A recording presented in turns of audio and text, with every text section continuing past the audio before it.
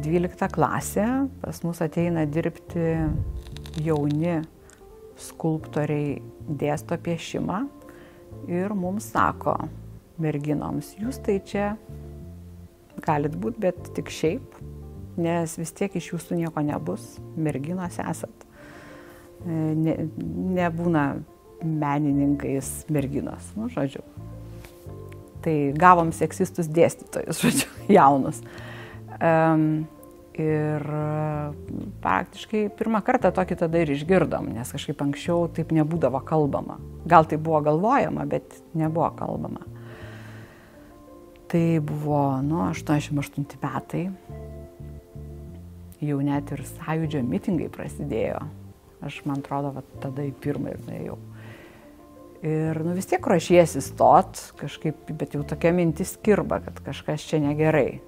Ruošiame stoti grafiką, nepatinka man ta grafika, nes šiaip norėčiau būti tapytoja, bet tapyba prestižinė, ji rezervuota dailininkų vaikams, vyrukams ir nomenklatūros vaikams, aš nesu ne vienas iš jų.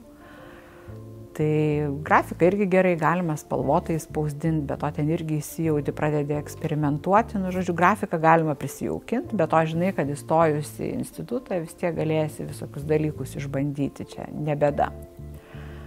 Ir baigę mokyklą, aš ten baigiau puikiausiais pažymiais iš dailės, nešam dokumentus į dailės institutą, aš nunešu į grafiką. Ten pirmiausia reikia parodyti portfolio, darbus, kuriuos turi. Įprasta procedūra, žodžiu, ar prileis ar neprileis prie egzaminų. Toks klausimas. Dokumentai nunešti, dabar nešu tos darbus. Ir grafikos toj katedroj 2 vyrukai dirba, žodžiu, vėl 2 vyrukai, bet kiti, Galkus ir Gibavičius. Tai pasižiūrėjo jie tos mano darbus, tiesiog taip prie manęs ir, jūs gal kokį interjero dizainą geriau studijuokit, jo aš jau matau, kad jau negerai. Ir jie nesako, kas negerai, ten akvarelė, gal dar pasimokykit kažkur, žodžiu. Ir paskui ir žiūriu, viskas prametė prie egzaminų, neprileido. Ką jau ir buvo galima nuspėti, bet įsivaizduokit menininkui, aš buvau menininkė, koks yra jausmas, kai tu rodai savo darbus ir matai, kad jie neveikia. Tu matai tą atmetimą iš komentarų, iš jų pavyzdžių, nes šiaip tai, kai esi jaunas žmogus, vis tiek ir kuri.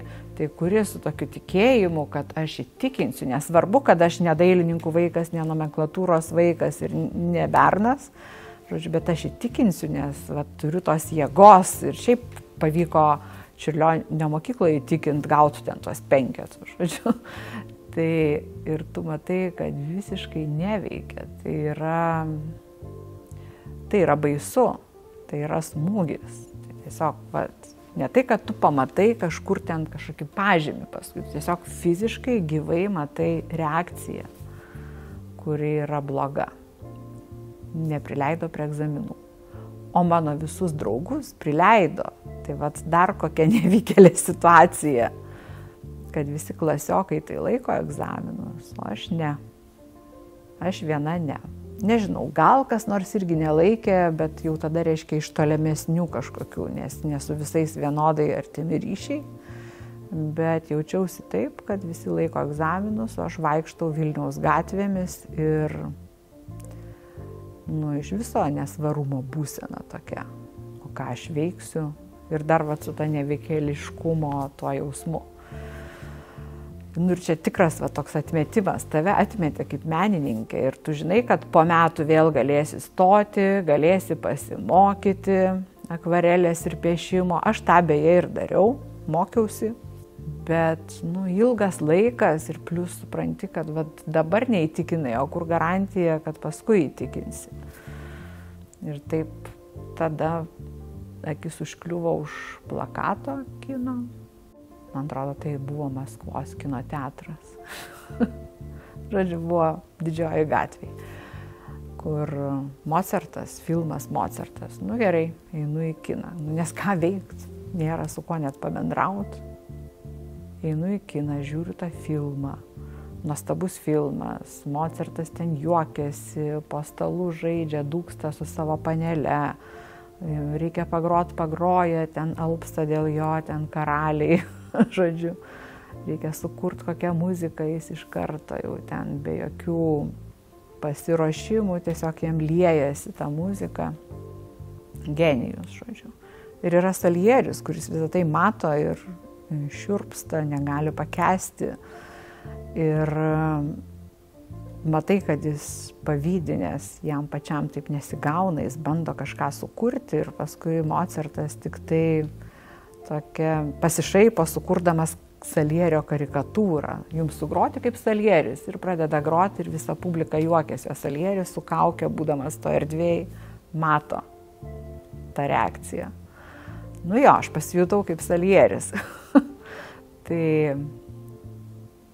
tu taip save įvertini, kad tai tu reiškia ne Mocartas, tu Salieris. Tai kam rūkti toje neapykantoje, nepasitenkinime, kur Salieris paskui keršyje, jis ten kažkaip tai per tą rekviem užsakymą ir pražudo Mocartą tame filme. Tai taip suvoki, kad ne, tada nereikia, yra kitų galimybių pasaulyje ir gal tada nereikia prisirišti prie to, kas buvai, reikia ieškoti kažko kito. Tai čia buvo tokie apmąstymai, kur, išėjus iš filmo, kažkaip taip dar tragiškiau atrodė ta mano situacija, tarp kitko. Filmas nepakėlė ūpą, jis parodė, kad yra daug blogiau negu galvojau. Nes šiaip galvojau, kad ateityje stosiu vėl, nes žinojau, kad reikia 5 metus stoti, kol įstoji pagaliau. Žodžiu, jiems taip nusibosti, kad galų gale priima. Bet kai tu pamatai tokį, tai čia toksai tragiškas vidinis virsmas suvokimo apie save, kad galbūt ir negalėsi būti dailininku, gal ir nereikia, nes būti dailininku tai nėra prasmės būti kažkokiu prastu dailininku. Tu turi būti geriausias dailininkas, tik tokia yra prasmė, o prastu neverta. Yra specialybių, kur galima būti kažkokiu vidutiniu, bet dailiai nėra prasmės būti vidutiniu. Bet nepaisant to, aš susiradau ir piešimo mokytoją, ir akvarelės, ir lankiau visus metus, mokiausi, labai daug naujo išmokau, buvo labai įdomu, bet taip pat kirbėjo visą laiką. Ir paskui atėjau vėl stot, tarp kitko. Atėjau vėl tie patys Galkus su Gibavičium, jau atnešiau tuos naujus darbus, kur aš ten pasiekiau naują lygį, mano manimu. Žiūriu jie ir vėl taip, gal jūs interjero dizainas tokį. Paskui matyt kažką pajuto mano reakcijai, pradėjo tarsi net guosti kažkaip, tai tada dar bjauriau pasidarė.